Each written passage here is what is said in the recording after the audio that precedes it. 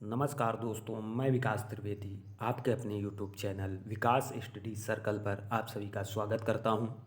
दोस्तों, हिस्ट्री की क्लास में हम लोग मौर्य साम्राज्य पर चर्चा कर रहे थे और दोस्तों हिस्ट्री की प्रीवियस क्लास में हम लोगों ने चंद्रगुप्त मौर्य के बारे में विस्तृत तरीके से चर्चा की थी और आज उसी क्रम को आगे बढ़ाते हुए आज की क्लास में हम लोग बिंदुसार और उसके बाद बिंदुसार का उत्तराधिकारी अशोक, इन दोनों पर चर्चा करेंगे। तो दोस्तों, वीडियो के साथ अंत तक बने रहिएगा और वीडियो को ज़्यादा से ज़्यादा लाइक करें, शेयर करें और चैनल को सब्सक्राइब जरूर करें। दोस्तों, शुरू करते हैं आज की क्लास को। दोस्तों हिस्ट्री की क्लास में जो हम लोग मौर्य साम्राज्य पढ़ रहे थे तब हमने आपको एक चीज़ बताई थी कि मौर्य साम्राज्य का जो टाइम पीरियड था वो कितना था। तो दोस्तों, मौर्य साम्राज्य का टाइम पीरियड था 322 ईसा पूर्व से प्रारंभ होकर 322 ईसा पूर्व से प्रारंभ होकर 185 ईसा पूर्व तक रहा मौर्य साम्राज्य का टाइम पीरियड। उसके बाद दोस्तों, मौर्य साम्राज्य का संस्थापक कौन था? तो दोस्तों चंद्रगुप्त मौर्य मौर्य साम्राज्य का संस्थापक था चंद्रगुप्त मौर्य। और दोस्तों चंद्रगुप्त मौर्य का टाइम पीरियड क्या रहा? तो 322 ईसा पूर्व से प्रारंभ होकर 298 ईसा पूर्व। दोस्तों चंद्रगुप्त मौर्य जो मौर्य वंश का संस्थापक था, इसका टाइम पीरियड रहा 322 ईसा पूर्व से 298 ईसा पूर्व तक। उसके बाद दोस्तों चंद्रगुप्त मौर्य का उत्तराधिकारी हुआ बिंदुसार। हम लोग अब देखेंगे दोस्तों बिंदुसार के बारे में। दोस्तों बिंदुसार का जो टाइम पीरियड था वो कितना रहा? तो 298 ईसा पूर्व से 272 ईसा पूर्व तक बिंदुसार का टाइम पीरियड रहा। 298 ईसा पूर्व से 272 ईसा पूर्व तक। और दोस्तों बिंदुसार के अन्य नाम, दोस्तों बिंदुसार के अन्य नाम कौन कौन से हैं? तो अमित्रघात, सिंहसेन, अमित्रोचेट्स, ये सभी दोस्तों बिंदुसार के नाम रहे। उसके बाद दोस्तों बिंदुसार की 16 पत्नियां थीं। दोस्तों बिंदुसार की 16 पत्नियां थीं और 101 पुत्र थे। दोस्तों बिंदुसार की 16 पत्नियां थीं और 101 पुत्र थे। बिंदुसार की दोस्तों जो पत्नी सुभद्रांगी थी, इसी से अशोक का जन्म हुआ। बिंदुसार की पत्नी सुभद्रांगी से अशोक का जन्म हुआ और यही दोस्तों बिंदुसार का उत्तराधिकारी हुआ। उसके बाद दोस्तों आगे देखते हैं कि बिंदुसार के सबसे बड़े पुत्र का नाम क्या था? तो दोस्तों बिंदुसार के सबसे बड़े पुत्र का नाम था सुसीम। दोस्तों बिंदुसार के सबसे बड़े पुत्र का क्या नाम था? तो सुसीम था।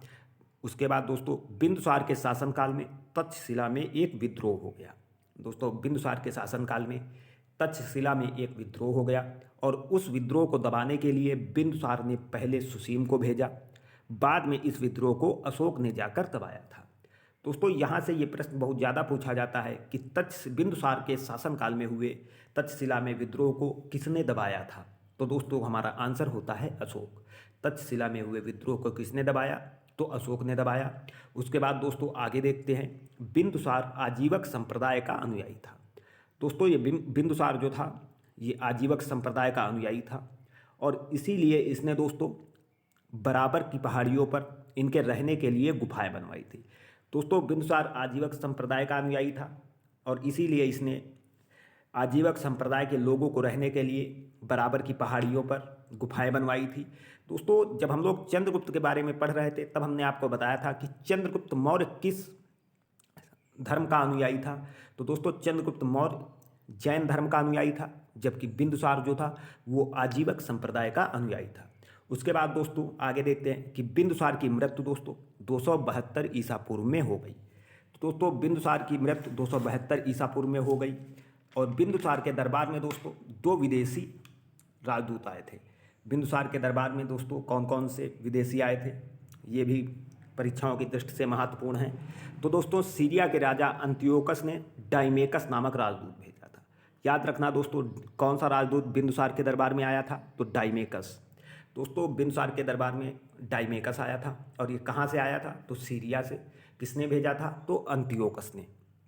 उसके बाद दोस्तों बिंदुसार के दरबार में मिस्र के राजा फिलाडेल्फस ने डायनोसिसस को राजदूत बनाकर भेजा था। दोस्तों डायनोसिसस, इनको दोस्तों ये दोनों विदेशी राजदूत आए थे बिंदुसार के दरबार में। उसके बाद दोस्तों आगे देखते हैं बिंदुसार की मृत्यु दोस्तों कब हुई थी? तो 272 ईसा पूर्व में। उसके बाद दोस्तों आगे बिंदुसार का उत्तराधिकारी अशोक हुआ। अशोक की माता का नाम दोस्तों क्या था? तो अशोक की माता का नाम अभी हमने आपको बताया था कि सुभद्रांगी। उसका अशोक का टाइम पीरियड दोस्तों कितना रहा? दोस्तों मौर्य साम्राज्य का सबसे शक्तिशाली और महान शासक अशोक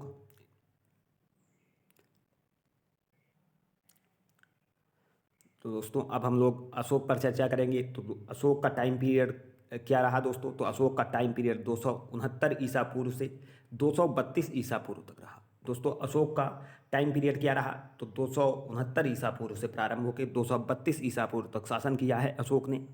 दोस्तों अशोक की माता का क्या नाम था? तो शुभद्रांगी। दोस्तों अशोक की माता का नाम था शुभद्रांगी।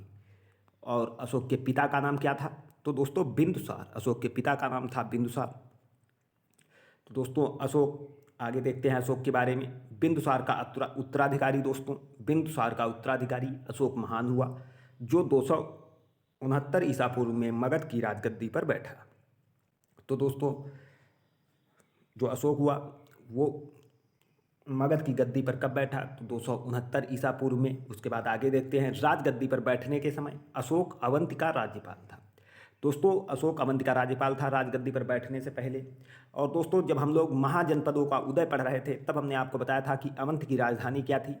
तो दोस्तों उज्जैनी या महिष्मती। उज्जैनी या महिष्मती दोस्तों राजधानी थी अवंत की। और राजगद्दी पर बैठने के समय दोस्तों अशोक कहाँ का राज्यपाल था? तो अवंती का राज्यपाल था। उसके बाद दोस्तों आगे देखते हैं मास्की और गुर्जरा अभिलेख। दोस्तों मास्की और गुर्जरा अभिलेख में अशोक का नाम अशोक मिलता है। दोस्तों ये अशोक के अभिलेख हैं मास्की और गुर्जरा, इनमें अशोक का नाम अशोक मिलता है। पुराणों में दोस्तों अशोक को अशोकवर्धन कहा गया है। पुराणों में अशोक को अशोकवर्धन कहा गया है। उसके बाद दोस्तों भारत में शिलालेखों का प्रचलन सर्वप्रथम किसके समय में हुआ? तो अशोक के शासनकाल में दोस्तों सर्वप्रथम शिलालेखों का प्रचलन हुआ। उसके बाद आगे देखते हैं दोस्तों अशोक के शिलालेखों में ब्राह्मी, खरोष्ठी, ग्रीक एवं आर्माइक लिपि में लिखे गए हैं। अशोक के जो शिलालेख हैं वो ब्राह्मी, खरोष्ठी, ग्रीक एवं आर्माइक लिपि में लिखे गए हैं। और अशोक के अभिलेख पढ़ने में सबसे पहली सफलता किसने प्राप्त की? तो दोस्तों जेम्स प्रिंसेप ने। ये दोस्तों बहुत ज़्यादा पूछा गया क्वेश्चन है कि अशोक के अभिलेखों को पढ़ने में सबसे पहली सफलता किसने प्राप्त की? तो जेम्स प्रिंसेप ने। और कब मिली? तो 1837 में। 1837 में दोस्तों जेम्स प्रिंसेप ने सबसे पहली सफलता प्राप्त की अशोक के अभिलेखों को पढ़ने में। उसके बाद आगे देखते हैं कि ग्रीक एवं आर्माइक लिपि के अभिलेख अफगानिस्तान से। दोस्तों ग्रीक एवं आर्माइक लिपि के अभिलेख अफगानिस्तान से। खरोष्ठी लिपि के अभिलेख शहबाजगढ़ी एवं मानसेहरा से। ये दोस्तों शहबाजगढ़ी और मानसेहरा कहाँ पड़ते हैं? तो पाकिस्तान में। और शेष भारत के अभिलेख दोस्तों ब्राह्मी लिपि में प्राप्त हुए हैं।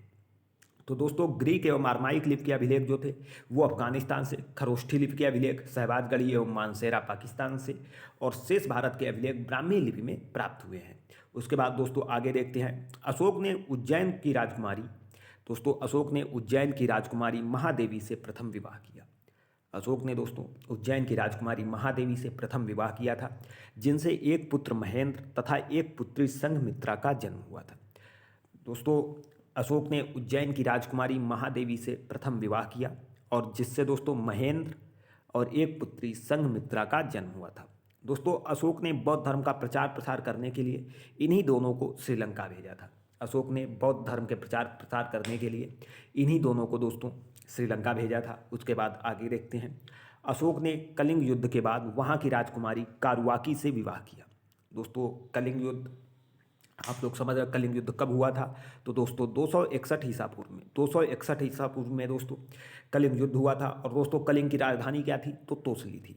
दोस्तों इसी युद्ध के बाद वहाँ की राजकुमारी कारुआकी से विवाह किया किसने? तो अशोक ने। और इन्हीं से अशोक के उत्तराधिकारी पुत्र कुणाल का जन्म हुआ। तो दोस्तों कारुआकी से अशोक के उत्तराधिकारी पुत्र कुणाल का जन्म हुआ। उसके बाद आगे देखते हैं दोस्तों कलिंग युद्ध कब हुआ?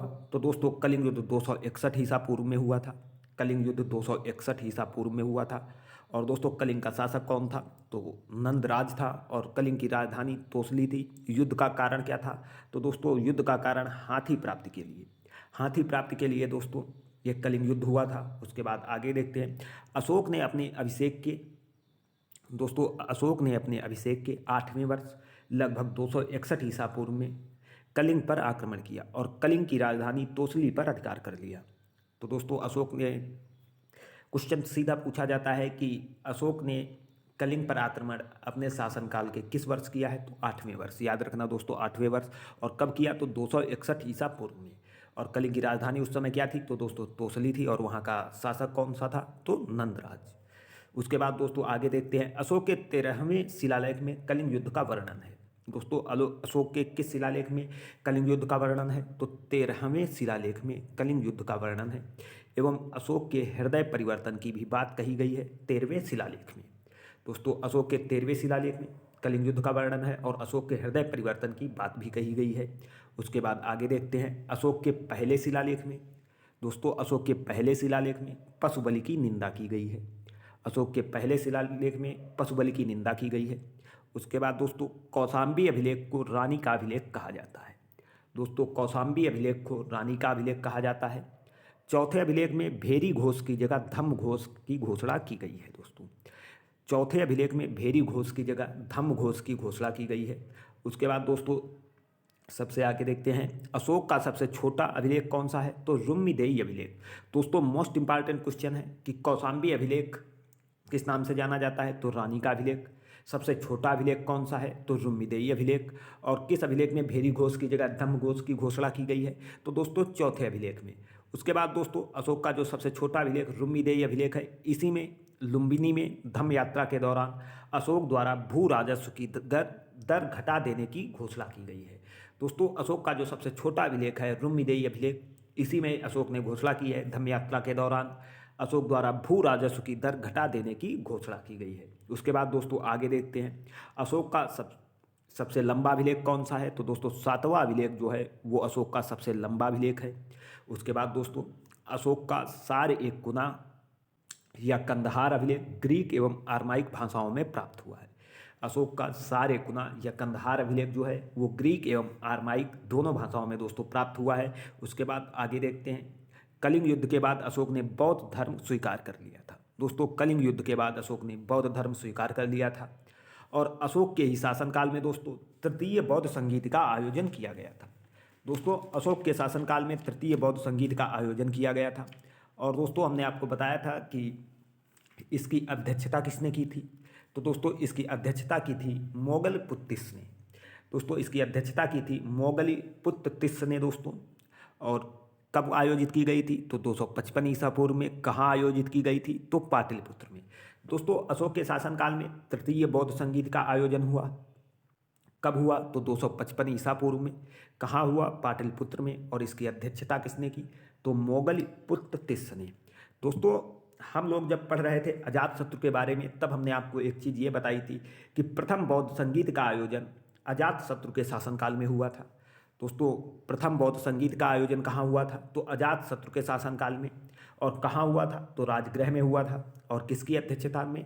तो दोस्तों प्रथम बौद्ध संगीत का आयोजन महाकश्यप की अध्यक्षता में अजातशत्रु के शासनकाल में हुआ था। जब हम लोग अजातशत्रु के बारे में पढ़ रहे थे तब हमने आपको ये चीज़ बताई थी। उसके बाद दोस्तों द्वितीय बौद्ध संगीत का आयोजन 383 ईसा पूर्व में हुआ था। 383 ईसा पूर्व में द्वितीय बौद्ध संगीत का आयोजन हुआ। और कहाँ हुआ था? तो वैशाली में हुआ था दोस्तों। और किसके शासनकाल में? तो कालाशोक के शासनकाल में दोस्तों द्वितीय बौद्ध संगीत का आयोजन हुआ था। और दोस्तों तृतीय बौद्ध संगीत का आयोजन अशोक के शासनकाल में 255 ईसा पूर्व में पाटलिपुत्र में। और इसकी अध्यक्षता दोस्तों मोगलपुत्तिस ने की थी।